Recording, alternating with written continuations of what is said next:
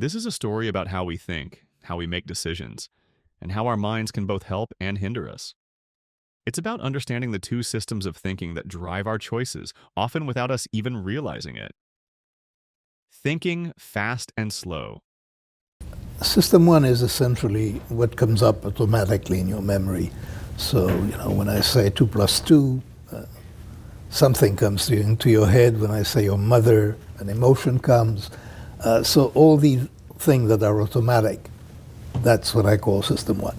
And you have no control of it because it's automatic and involuntary. System two, the slower thinking, is distinguished really not so much by the fact it's slow, although it's pretty slow. By Daniel Kahneman explores the two modes of thinking that shape our judgments and decisions. System 1, the fast and intuitive mode, and System 2, the slow and deliberate mode. At its core, thinking fast and slow is a deep dive into the cognitive biases, heuristics, and mental shortcuts that influence how we think. Kahneman, a Nobel Prize-winning psychologist, explains how we often rely on our fast, automatic thinking, System 1, but how this can lead us to make errors in judgment. He also explains how our slower, more analytical thinking, System 2, can help us make better, more rational decisions, if we're willing to engage it. What you can do deliberately, you do in System 2. And you can, well, control yourself, control your thoughts,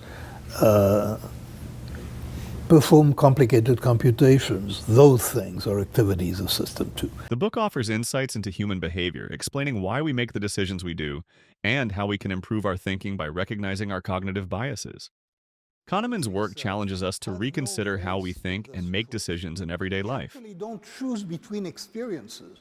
We choose between memories of experiences. What's one way you've noticed your own thinking being influenced by biases? Let us know in the comments. System 1 versus System 2, the two modes of thinking. Kahneman begins by introducing the two systems of thinking that drive our decisions, System 1 and System 2. System 1 is the fast, automatic, and unconscious mode of thinking. It's quick, effortless, and often operates without us even being aware of it. It's the mode we use when we recognize a face, drive a car on a familiar road, or respond to a simple math problem, like 2 plus 2. System 1 is efficient, but can also lead to errors because it often relies on mental shortcuts or heuristics. System 2, on the other hand, is the slow, deliberate, and conscious mode of thinking.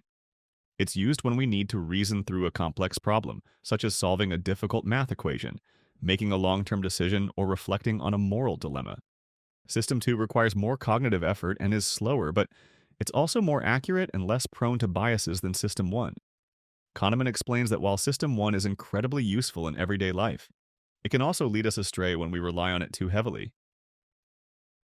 So, if you're a chess player and you make very quick decisions about your next move, if you're a master chess player, they're going to be good moves.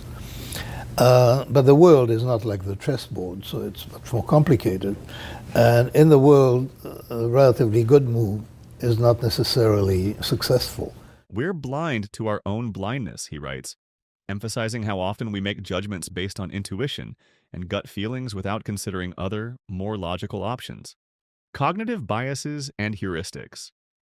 One of the central themes of thinking fast and slow is the role of cognitive biases and heuristics in shaping our decisions. A heuristic is a mental shortcut that allows us to make judgments and decisions quickly and efficiently, but often at the cost of accuracy. Kahneman explores many cognitive biases that affect our thinking, including anchoring bias. This occurs when we rely too heavily on the first piece of information we encounter, the anchor, and base all subsequent judgments on it, even if it's irrelevant. For example, if you see a t-shirt priced at $100 and then see another one priced at $50, the second t-shirt seems like a better deal, even though it may still be overpriced. Availability heuristic. This bias leads us to overestimate the likelihood of events based on how easily examples come to mind. For instance, after hearing about a plane crash, we might irrationally fear flying, even though air travel is statistically much safer than driving. Confirmation bias. This bias occurs when we search for, interpret, or remember information in a way that confirms our pre-existing beliefs, ignoring information that contradicts them.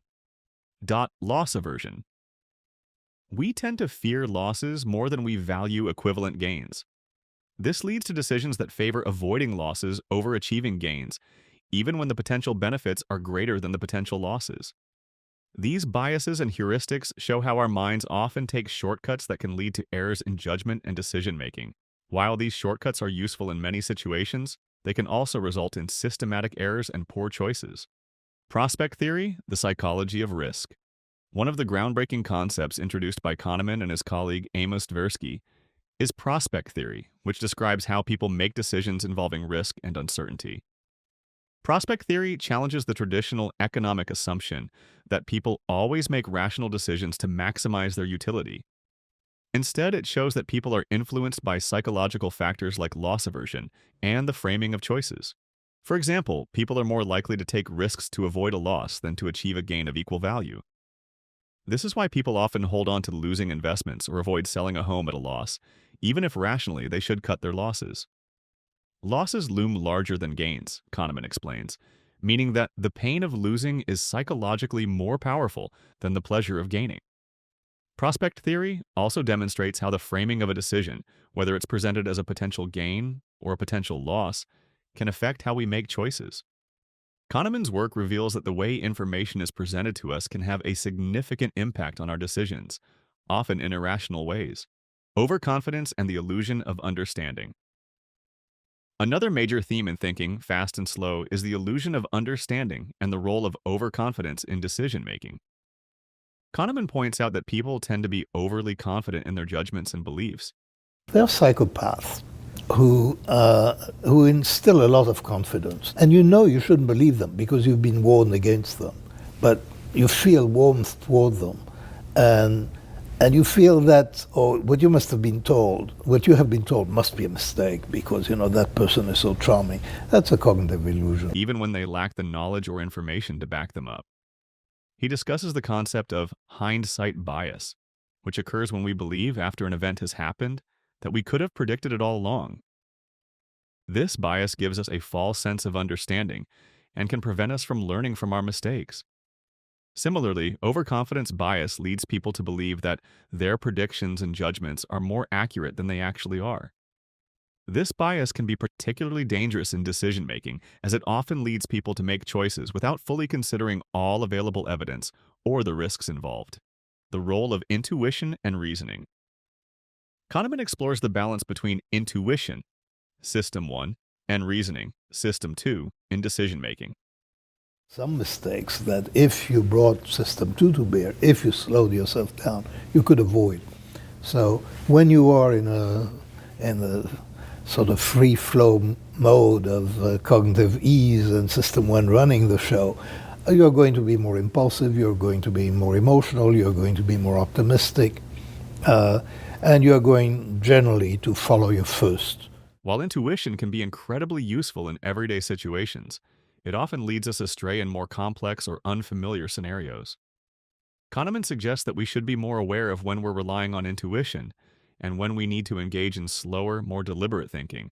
He also discusses how experts can develop intuition through experience, but how even experts can be fooled by cognitive biases and heuristics. Kahneman stresses the importance of questioning our assumptions and being aware of the limitations of our intuitive thinking. Practical applications. Improving decision-making. Thinking fast and slow offers valuable insights into improving decision-making by understanding how our minds work. Kahneman encourages us to recognize when we're relying on biased, intuitive thinking and when it's time to engage more deliberate reasoning, System 2. He also suggests that organizations and institutions can improve decision-making by creating environments that encourage slow, thoughtful analysis, reducing the influence of biases and promoting more accurate predictions. We can learn to recognize when we're thinking too fast and when it's necessary to slow down, Kahneman writes, offering practical advice for making better choices in our personal and professional lives. Rethinking how we think. Thinking fast and slow challenges us to rethink how we approach decision-making, judgment, and problem-solving.